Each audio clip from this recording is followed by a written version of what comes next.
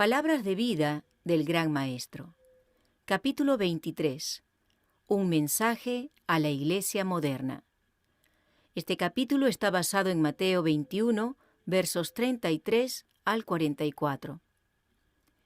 La parábola de los dos hijos fue seguida por la parábola de la viña. En la primera, Cristo había presentado delante de los maestros judíos la importancia de la obediencia.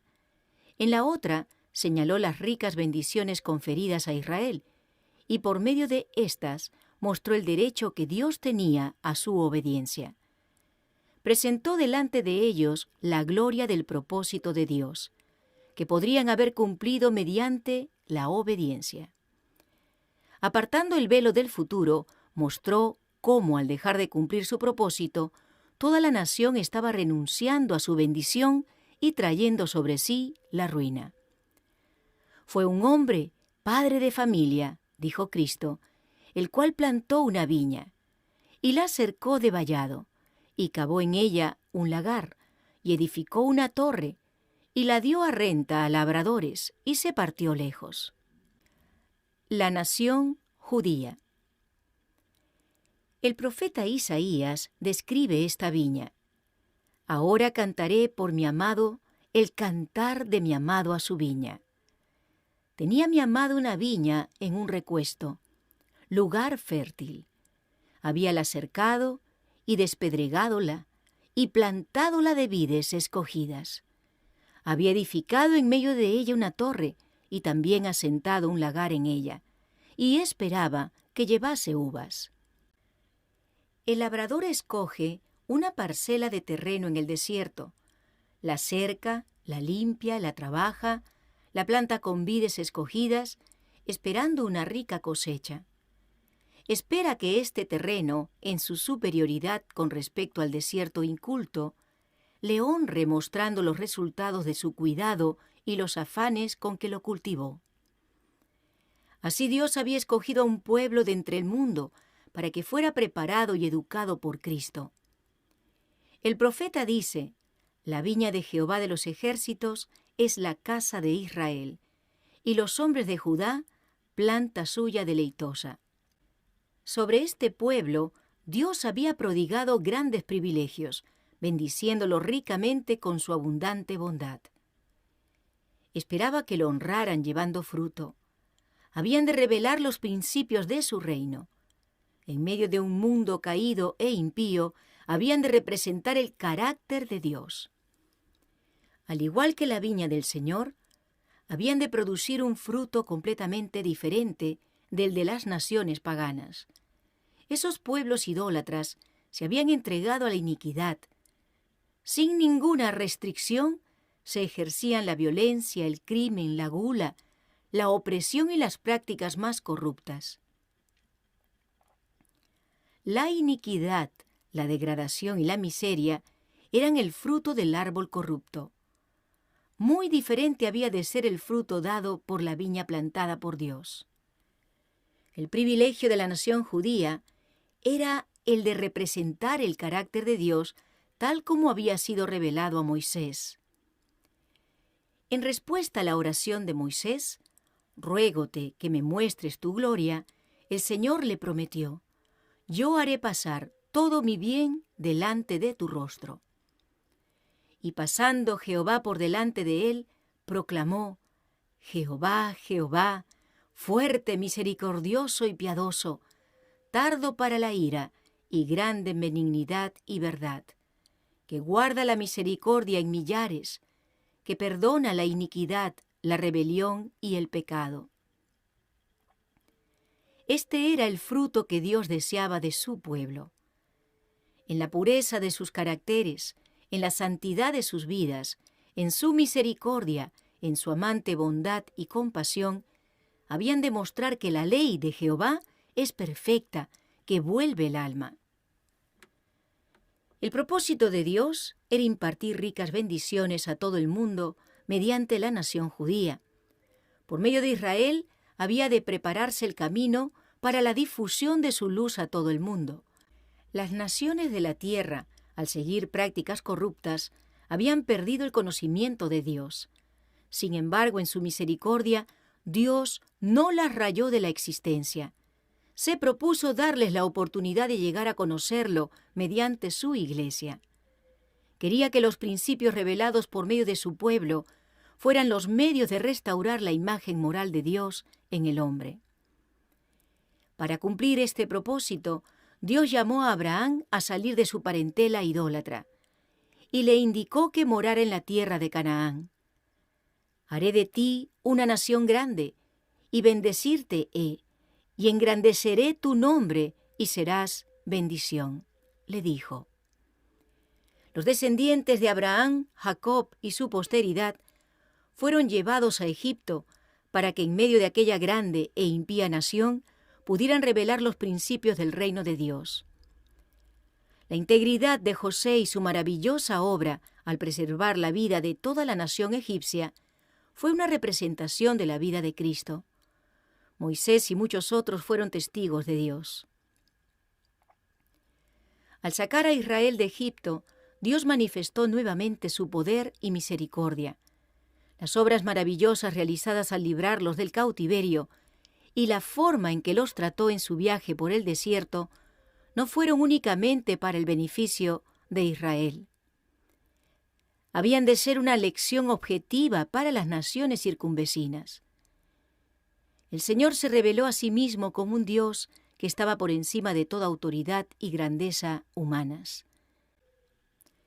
Las señales y maravillas que realizó en favor de su pueblo mostraban su poder sobre la naturaleza y sobre los más encumbrados adoradores de ella.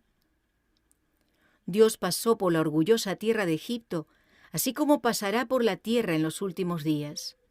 Con fuego y tempestad, terremoto y muerte, el gran Yo Soy redimió a su pueblo.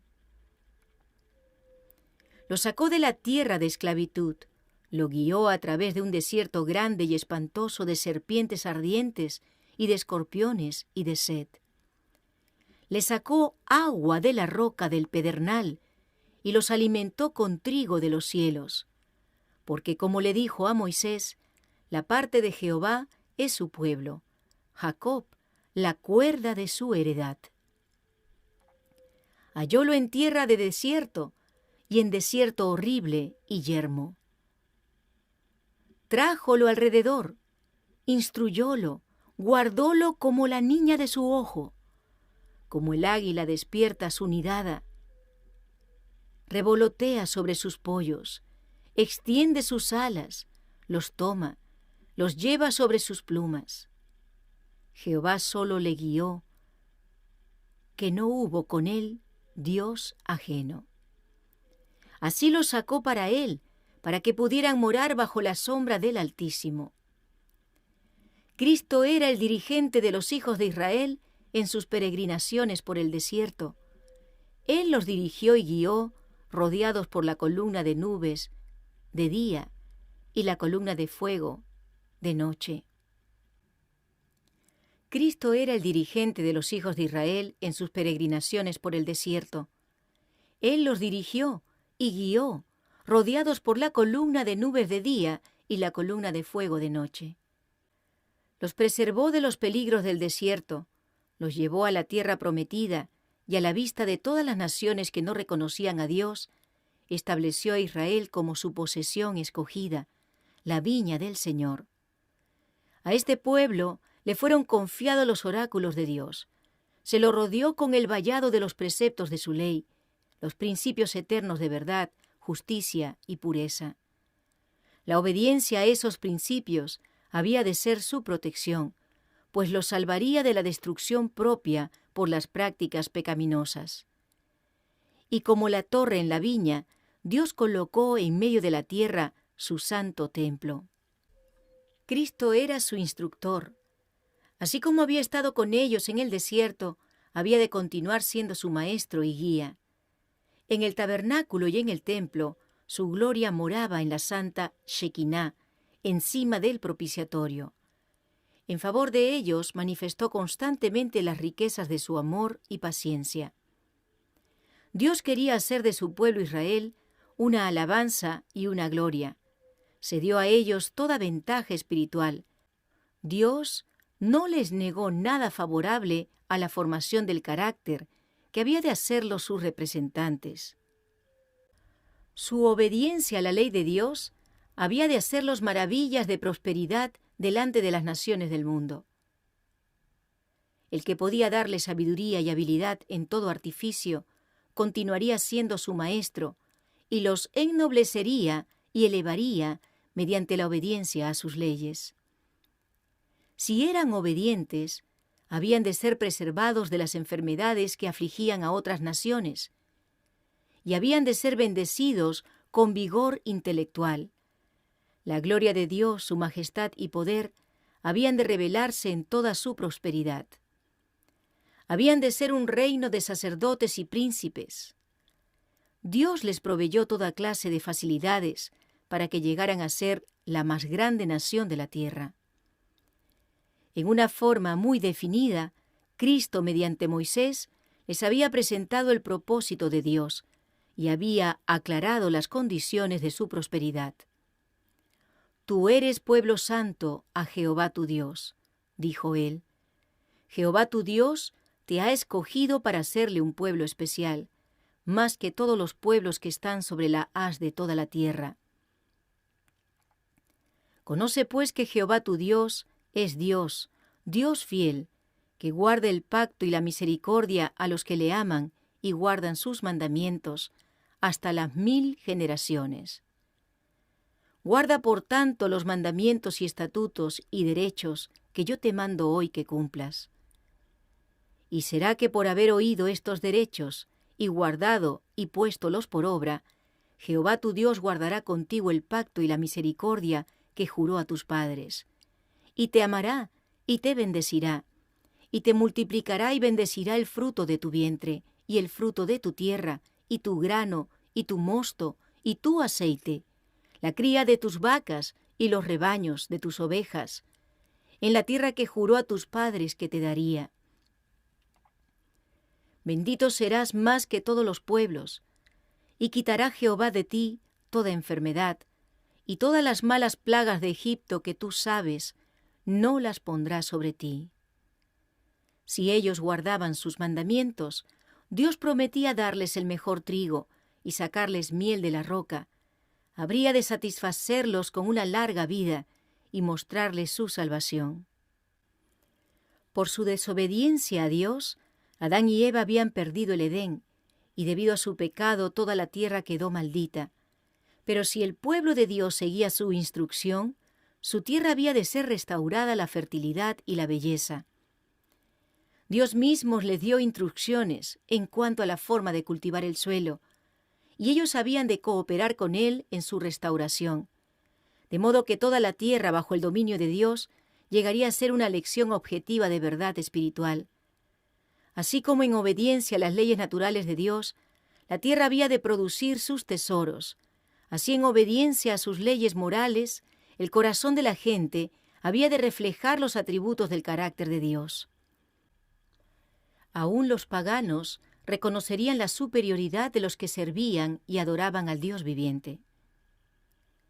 «Mirad», dijo Moisés, «yo os he enseñado estatutos y derechos, como Jehová mi Dios me mandó, para que hagáis así en medio de la tierra en la cual entráis para poseerla.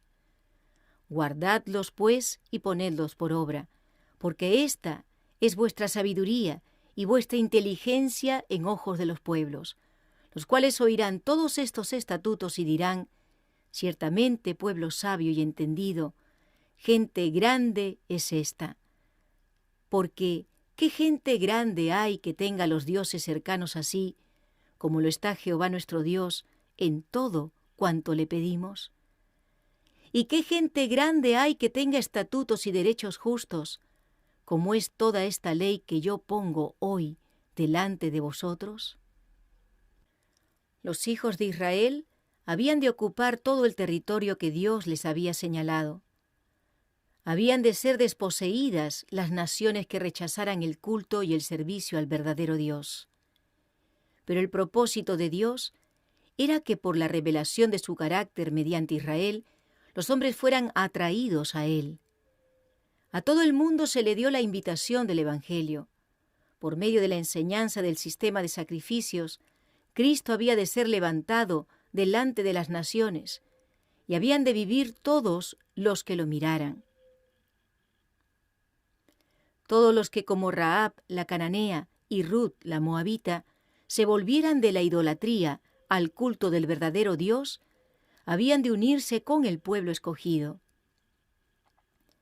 A medida que aumentara el número de los israelitas, estos habían de ensanchar sus fronteras hasta que su reino abarcara el mundo. Dios deseaba colocar todas las naciones bajo su gobierno misericordioso. Deseaba que la tierra se llenara de gozo y paz. Creó al hombre para la felicidad y anhela llenar el corazón humano con la paz del cielo. Desea que las familias terrenales sean un símbolo de la gran familia celestial. Pero Israel no cumplió el propósito de Dios. El Señor declaró: «Yo te planté de buen vidueño, simiente verdadera toda ella. ¿Cómo pues te me has tornado sarmiento de vid extraña? Es Israel una frondosa viña, haciendo frutos para sí. Ahora pues, vecinos de Jerusalén y varones de Judá, juzgad ahora entre mí y mi viña. ¿Qué más se había de hacer a mi viña que yo no haya hecho en ella? ¿Cómo esperando yo que llevase uvas, ha llevado uvas silvestres? Os mostraré pues ahora lo que haré yo a mi viña. Quitaréle su vallado, y será para ser consumida. Aportillaré su cerca, y será para ser hollada. Haré que quede desierta, no será podada ni cavada, y crecerá el cardo y las espinas. Y aún a las nubes mandaré que no derramen lluvia sobre ella. Ciertamente esperaba juicio, y he aquí vileza, justicia, y he aquí clamor». Mediante Moisés, el Señor había presentado delante de su pueblo el resultado de la infidelidad. Al rehusar guardar su pacto, se habían de apartar de la vida de Dios, y su bendición no podía venir sobre ellos. «Guárdate», dijo Moisés, «que no te olvides de Jehová tu Dios, para no observar sus mandamientos y sus derechos y sus estatutos, que yo te ordeno hoy. Que quizás no comas y te hartes, y edifiques buenas casas en que mores, y tus vacas y tus ovejas se aumenten, y la plata y el oro se te multipliquen, y todo lo que tuvieres se te aumente, y se eleve luego tu corazón, y te olvides de Jehová tu Dios. Y digas en tu corazón: mi poder y la fortaleza de mi mano me han traído esta riqueza. Mas será, si llegaras a olvidarte de Jehová tu Dios, y anduvieres en pos de dioses ajenos, y les sirvieres, y a ellos te encorvares, protéstolo hoy contra vosotros, que de cierto pereceréis. Como las gentes que Jehová destruirá delante de vosotros, así pereceréis, por cuanto no habréis atendido a la voz de Jehová vuestro Dios. La advertencia no fue tenida en cuenta por el pueblo judío. Se olvidaron de Dios y perdieron de vista su elevado privilegio como representantes suyos. Las bendiciones que habían recibido no proporcionaron ninguna bendición al mundo. Todas sus ventajas fueron empleadas para su propia glorificación.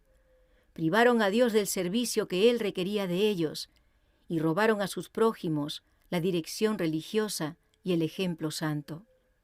A semejanza de los habitantes del mundo antediluviano, siguieron todos los pensamientos de su mal corazón. Así ellos hicieron aparecer como una farsa las cosas sagradas, diciendo: templo de Jehová es este, mientras que al mismo tiempo representaban indebidamente el carácter de Dios, deshonrando su nombre y profanando su santuario.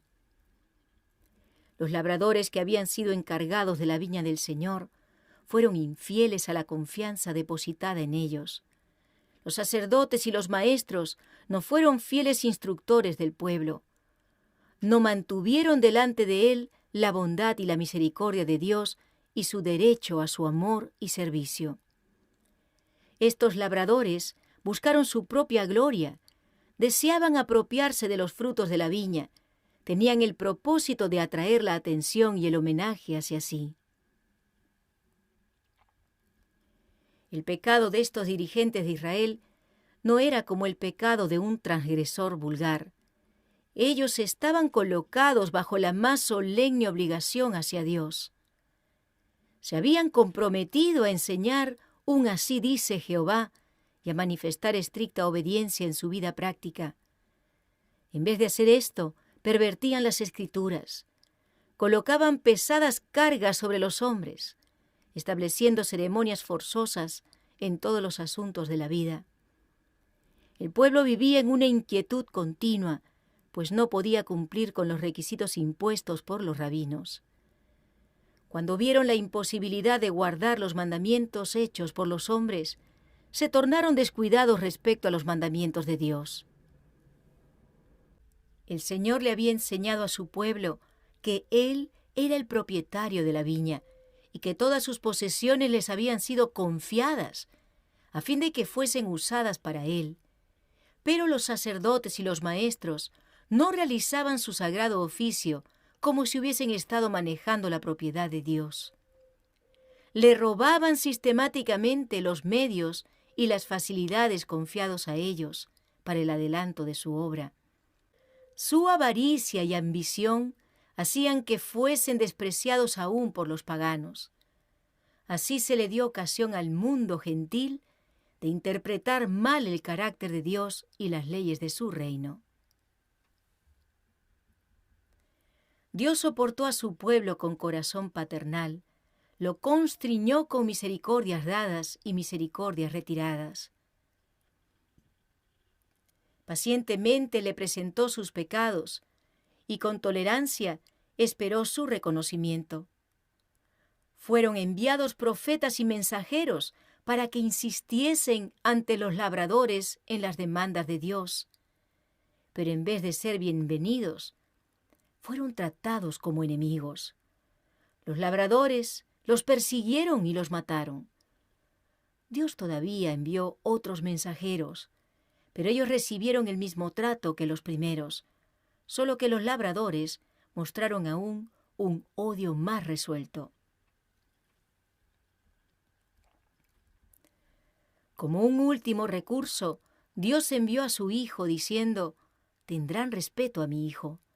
Pero su resistencia los había vuelto vengativos, y dijeron entre sí: «Este es el heredero. Venid, matémosle y tomemos su heredad. Entonces se nos dejará gozar de la viña y hacer lo que nos plazca con el fruto». Los gobernantes judíos no amaban a Dios, por lo que se apartaron de Él y rechazaron todos sus ofrecimientos de hacer un justo arreglo. Cristo, el amado de Dios, vino para presentar las demandas del dueño de la viña, pero los labradores lo trataron con marcado desprecio, diciendo: «Este hombre no nos gobernará». Tenían envidia de la belleza de carácter de Cristo. La forma de enseñar que Cristo tenía era muy superior a la de ellos, y temían su éxito. Él los reconvino, desenmascarando su hipocresía y mostrándoles los resultados seguros de su proceder. Esto los irritó hasta la locura. Se sentían requemados bajo los reproches que no podían acallar. Aborrecían la elevada norma de justicia que Cristo presentaba continuamente. Veían que sus enseñanzas los estaban colocando en el lugar en donde su egoísmo iba a quedar al descubierto, y determinaron matarlo. Aborrecían su ejemplo de veracidad y piedad y la elevada espiritualidad revelada en todo lo que hacía. Su vida entera era un reproche para el egoísmo de ellos, y cuando se presentó la prueba final, la prueba que significaba obediencia para vida eterna o desobediencia para muerte eterna, rechazaron al Santo de Israel. Cuando se les pidió que escogieran entre Cristo y Barrabás, clamaron: «Suéltanos a Barrabás». Y cuando Pilato preguntó: «¿Qué pues haré de Jesús?», gritaron ferozmente: «¡Crucifícale!». «¿A vuestro rey he de crucificar?», preguntó Pilato, y de los sacerdotes y magistrados se elevó la respuesta: «No tenemos rey, sino a César». Cuando Pilato se lavó las manos diciendo: «Inocente soy yo de la sangre de este justo», los sacerdotes se unieron con la turba ignorante en su exclamación apasionada: «Su sangre sea sobre nosotros y sobre nuestros hijos». Así hicieron su elección los dirigentes judíos. Su decisión fue registrada en el libro que Juan vio en la mano de aquel que se sienta en el trono, el libro que ningún hombre podía abrir. Con todo su carácter vindicativo aparecerá esta decisión delante de ellos el día en que este libro sea abierto por el león de la tribu de Judá.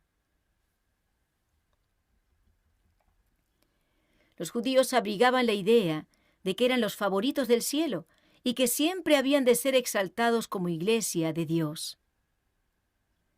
Eran los hijos de Abraham, declaraban, y tan firme les parecía el fundamento de su prosperidad que desafiaban al cielo y a la tierra a que los desposeyeran de sus derechos. Sin embargo, mediante sus vidas de infidelidad, se estaban preparando para la condenación del cielo y su separación de Dios. En la parábola de la viña, después que Cristo hubo descrito delante de los sacerdotes su acto culminante de impiedad, les hizo la pregunta: «Cuando viniere el Señor de la viña, ¿qué hará a aquellos labradores?». Los sacerdotes habían seguido la narración con profundo interés y, sin considerar la relación que el tema tenía con ellos, se unieron con el pueblo en la respuesta: «A los malos destruirá miserablemente, y su viña dará a renta a otros labradores, que le paguen el fruto a sus tiempos». Sin advertirlo, habían pronunciado su propia sentencia. Jesús los contempló, y bajo su escudriñadora mirada, ellos supieron que leía los secretos de su corazón. Su divinidad irradió delante de ellos con poder inconfundible. Vieron en los labradores el propio retrato de sí mismos e involuntariamente exclamaron: «Dios nos libre». Solemne y sentidamente, Cristo les preguntó: «¿Nunca leísteis en las Escrituras: la piedra que desecharon los que edificaban, esta fue hecha por cabeza de esquina? Por el Señor es hecho esto, y es cosa maravillosa en nuestros ojos». Por tanto os digo que el reino de Dios será quitado de vosotros y será dado a gente que haga los frutos de él.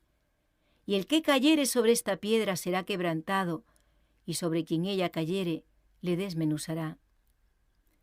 Cristo podría haber impedido la condenación de la nación judía si el pueblo lo hubiera recibido, pero la envidia y los celos hicieron implacables a los hijos de Israel. Determinaron no recibir a Jesús de Nazaret como el Mesías. Rechazaron la luz del mundo, y de allí en adelante sus vidas estuvieron rodeadas de tinieblas, como las tinieblas de medianoche. La condena predicha cayó sobre la nación judía. Sus propias pasiones feroces e indómitas produjeron su ruina. En su ira ciega se destruyeron mutuamente. Su terco orgullo rebelde trajo sobre ellos la ira de sus conquistadores romanos. Jerusalén fue destruida, el templo dejado en ruinas y el terreno arado como un campo. Los hijos de Judá perecieron en las más horribles formas de muerte. Millones fueron vendidos para servir como esclavos en tierras paganas. Como pueblo, los judíos habían dejado de cumplir el propósito de Dios y la viña les fue quitada. Los privilegios de que habían abusado, la obra que habían menospreciado, fueron confiados a otros. La iglesia de hoy día. La parábola de la viña se aplica no solo a la nación judía, tiene una lección para nosotros. La iglesia en esta generación ha sido dotada por Dios de grandes privilegios y bendiciones, y Él espera los resultados correspondientes.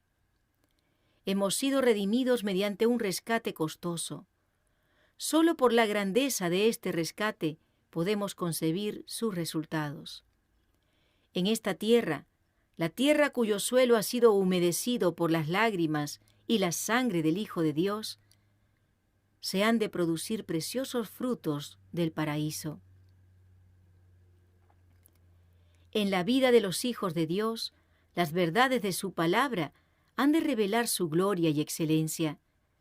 Mediante su pueblo, Cristo ha de manifestar su carácter y los principios de su reino. Satanás trata de obstruir la obra de Dios e insta constantemente a los hombres a aceptar sus principios. Presenta al pueblo escogido de Dios como a gente engañada. Es un acusador de los hermanos, y su poder de acusar lo emplea contra los que obran justicia. El Señor desea, mediante su pueblo, contestar las acusaciones de Satanás, mostrando los resultados de la obediencia a los principios rectos. Esos principios se han de manifestar en el cristiano individualmente, en la familia, en la iglesia y en cada institución establecida para el servicio de Dios. Todos estos han de ser símbolos de lo que se puede hacer para el mundo. Han de ser representantes del poder salvador de las verdades del Evangelio. Todos son agentes en el cumplimiento del gran propósito de Dios para la especie humana. Los dirigentes judíos consideraban con orgullo su magnífico templo y los imponentes ritos de sus servicios religiosos. Pero les faltaba la justicia, la misericordia y el amor de Dios. La gloria del templo, el esplendor de sus servicios, no podían recomendarlos a Dios, pues no le ofrecían lo único que es de valor a su vista. No le presentaban el sacrificio de un espíritu humilde y contrito. Cuando los principios vitales del reino de Dios se pierden, las ceremonias se aumentan y se hacen extravagantes.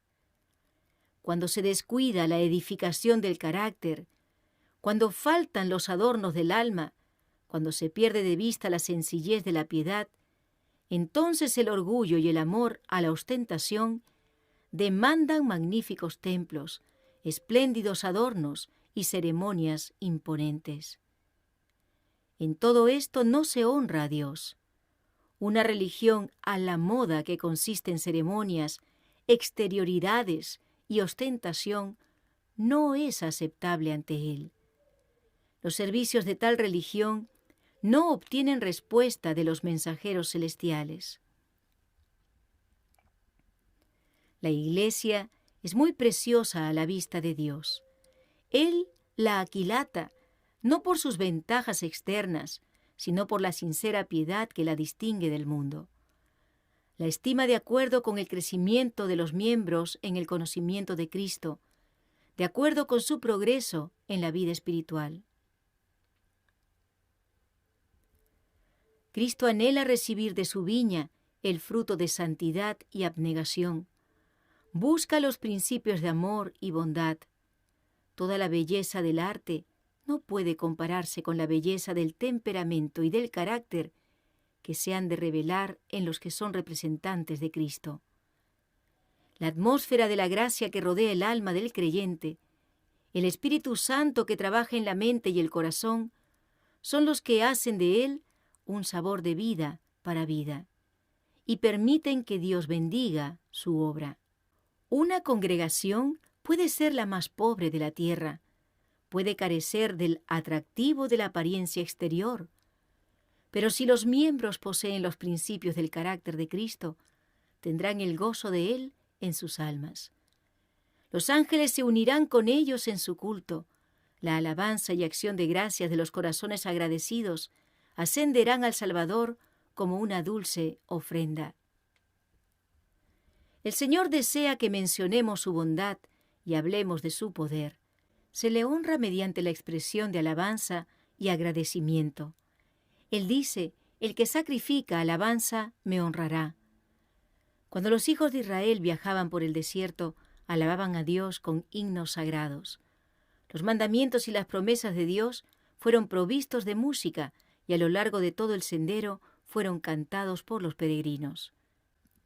Y en Canaán, al participar de las fiestas sagradas, las maravillosas obras de Dios habían de ser repasadas y se había de ofrecer el agradecimiento debido a su nombre. Dios deseaba que toda la vida de su pueblo fuera una vida de alabanza. En esa forma, los caminos de Dios habían de ser conocidos en la tierra y su salud en todas las gentes. Así debería ser también hoy. Los habitantes del mundo adoran dioses falsos. Han de ser apartados de su falso culto, no porque oigan acusaciones contra sus ídolos, sino porque se les presente algo mejor. Han de ser pregonadas las bondades de Dios. Sois mis testigos, dice Jehová, que yo soy Dios. El Señor desea que apreciemos el gran plan de la redención, que comprendamos nuestro elevado privilegio como hijos de Dios y que caminemos delante de Él en obediencia y agradecimiento. Desea que le sirvamos en novedad de vida, con alegría cada día.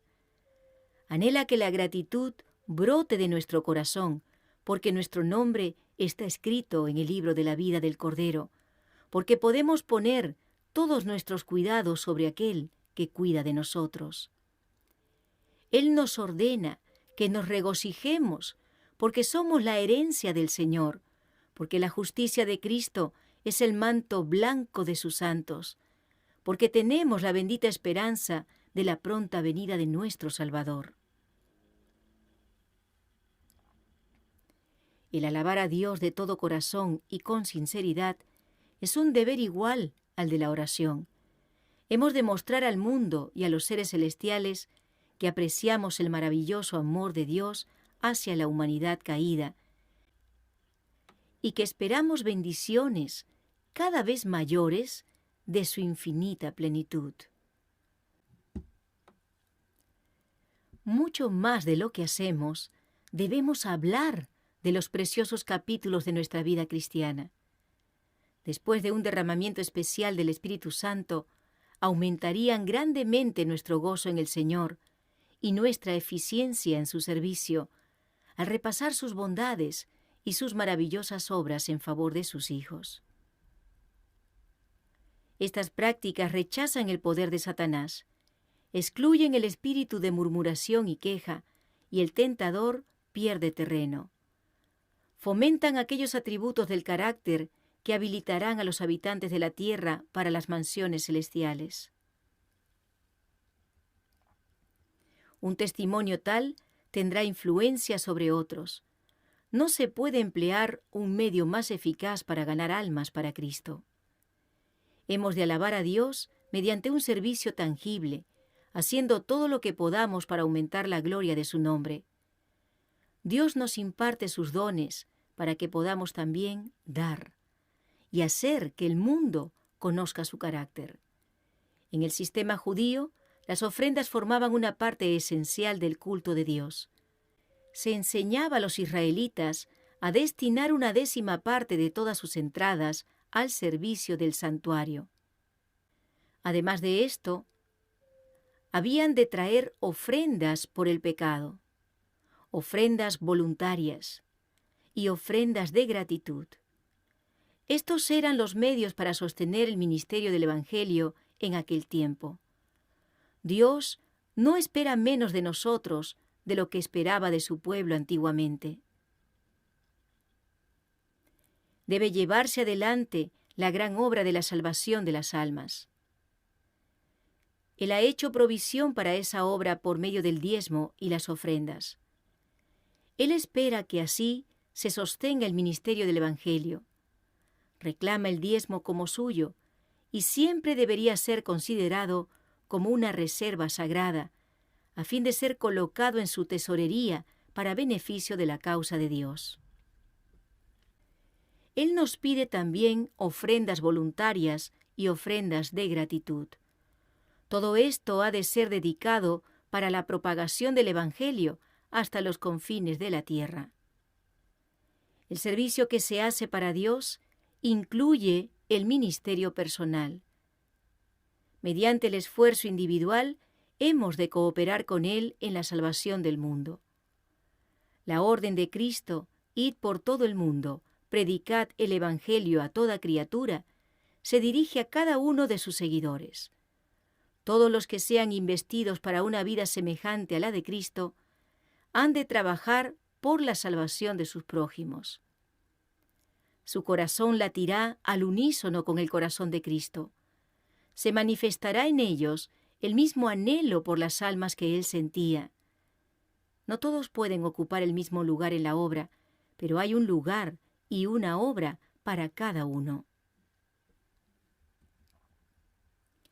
En la antigüedad, Abraham, Isaac, Jacob y Moisés, con su humildad y sabiduría, y Josué, con sus diversos dones, fueron todos empleados en el servicio de Dios. La música de María, el valor y la piedad de Débora, el afecto filial de Ruth, la obediencia y fidelidad de Samuel, la firme fidelidad de Elías, la suavizadora y subyugadora influencia de Eliseo. Todas estas cualidades se necesitaron. Así también ahora, todos aquellos a quienes Dios ha prodigado sus bendiciones, han de responder con un servicio verdadero. Ha de emplearse cada don para el adelanto de su reino y la gloria de su nombre. Todos los que reciben a Cristo como un Salvador personal han de manifestar la verdad del Evangelio y su poder salvador en la vida. Dios no pide nada sin hacer provisión para su cumplimiento. Por medio de la gracia de Cristo podemos realizar todo lo que Dios requiere. Todas las riquezas del cielo han de ser reveladas mediante el pueblo de Dios. Dijo Cristo: en esto he glorificado mi Padre, en que llevéis mucho fruto y seáis así mis discípulos. Dios reclama toda la tierra como su viña. Aunque ahora esté en manos del usurpador, pertenece a Dios. Es suya tanto por la redención como por la creación. Cristo hizo su sacrificio por el mundo. De tal manera amó Dios al mundo, que ha dado a su Hijo unigénito. Mediante este don único, todos los demás se imparten a los hombres. Diariamente todo el mundo recibe las bendiciones de Dios.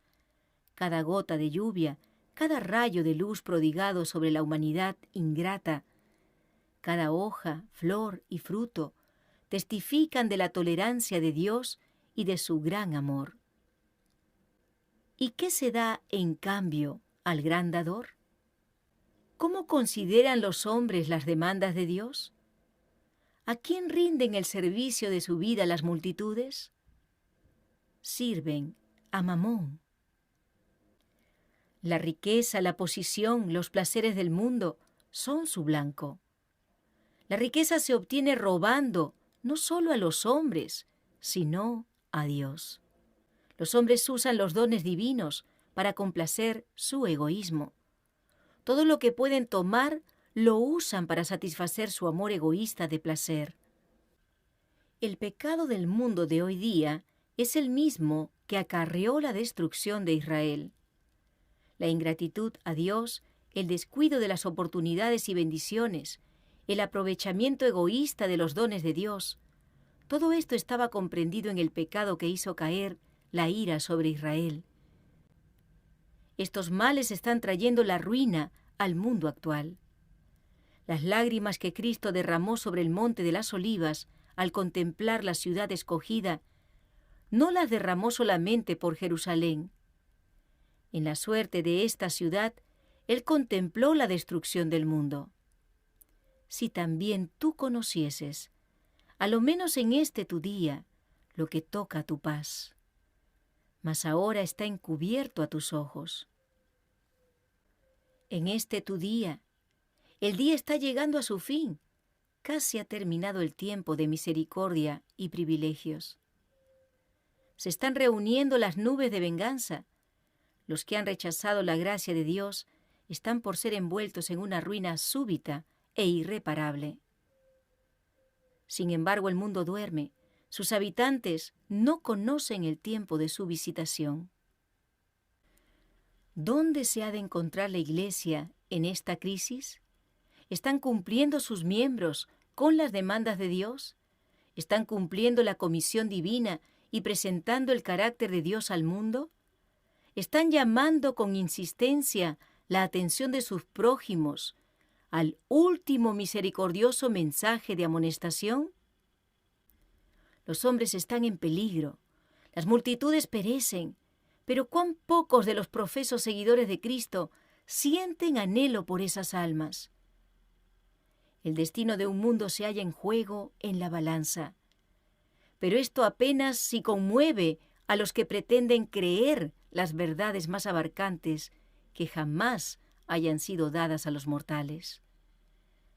Hay falta de aquel amor que indujo a Cristo a abandonar su hogar celestial y tomar la naturaleza humana, a fin de que la humanidad pudiera tocar a la humanidad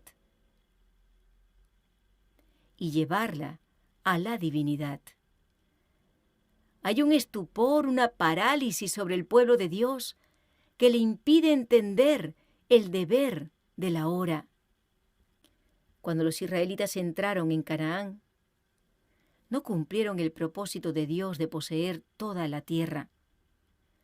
Después de hacer una conquista parcial, se establecieron para disfrutar de los resultados de sus victorias. En su incredulidad y amor a la comodidad, se congregaron en las porciones ya conquistadas, en vez de proseguir y ocupar nuevos territorios. Así comenzaron a apartarse de Dios. Al no cumplir el propósito divino, hicieron imposible que Dios cumpliera su promesa de bendecirlos. ¿No está haciendo lo mismo la iglesia de hoy? Teniendo ante ellos a todo el mundo necesitado del Evangelio, los profesos cristianos se congregan donde puedan gozar de los privilegios evangélicos. No sienten la necesidad de ocupar nuevos territorios, llevando el mensaje de salvación a las regiones remotas. Rehúsan cumplir el mandato de Cristo. Id por todo el mundo, predicad el Evangelio a toda criatura. ¿Son menos culpables de lo que fue la iglesia judía?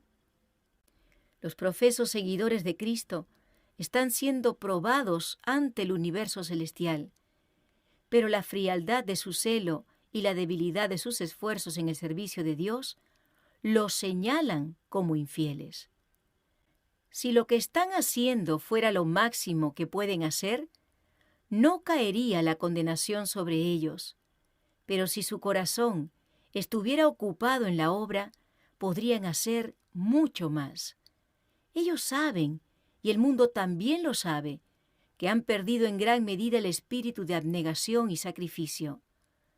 Hay muchos frente a cuyos nombres se encontrará escrito en los libros del cielo lo siguiente: no son productores, sino consumidores. Muchos de los que llevan el nombre de Cristo oscurecen su gloria, velan su belleza, lo privan de su honor. Hay muchos cuyos nombres están en los libros de la Iglesia, pero que no están bajo el dominio de Cristo. No hacen caso de sus instrucciones ni cumplen con su obra. De aquí que están bajo el dominio del enemigo. No están haciendo un bien positivo, por lo tanto, están realizando un daño incalculable. Debido a que su influencia no es un sabor de vida para vida, es un sabor de muerte para muerte. El Señor dice: ¿no había de hacer visitación sobre esto? Por cuanto los hijos de Israel no cumplieron con el propósito de Dios, fueron puestos a un lado, y el Señor extiende su invitación a otros. Si estos también son infieles, ¿no serán rechazados de la misma forma? En la parábola de la viña, Cristo declaró culpables a los labradores. Ellos fueron los que habían rehusado dar a su Señor el fruto de su terreno. Los sacerdotes y magistrados de la nación judía fueron los que, al descarriar al pueblo, le habían robado a Dios el servicio que él reclamaba. Fueron ellos los que apartaron de Cristo a la nación. La ley de Dios, exenta de tradiciones humanas, fue presentada por Cristo como la gran norma de obediencia. Esto despertó la enemistad de los rabinos. Ellos habían puesto las enseñanzas humanas por encima de la palabra de Dios y habían apartado al pueblo de sus preceptos. No estaban dispuestos a renunciar a sus mandamientos hechos por hombres, a fin de obedecer los requerimientos de la palabra de Dios. No querían sacrificar, por causa de la verdad, el orgullo de la razón y la alabanza de los hombres. Cuando Cristo vino, presentando a la nación las demandas de Dios, los sacerdotes y ancianos le negaron su derecho de interponerse entre ellos y el pueblo. No estaban dispuestos a aceptar sus reproches y amonestaciones, y se propusieron malquistar a la gente con Jesús y así destruirlo. Ellos fueron responsables del rechazamiento de Cristo con los resultados que le siguieron. El pecado de una nación y su ruina se debieron a los dirigentes religiosos. ¿No obran acaso las mismas influencias en nuestros días? ¿No están muchos siguiendo los pasos de los dirigentes judíos a semejanza de los labradores de la viña del Señor? ¿Acaso los dirigentes religiosos no están apartando a los hombres de los claros requisitos de la palabra de Dios? ¿No están educándolos en la transgresión en vez de la obediencia de la ley de Dios? Desde muchos púlpitos de las iglesias se enseña a la gente que no es obligatoria la ley de Dios. Se exaltan las tradiciones, ordenanzas y costumbres humanas.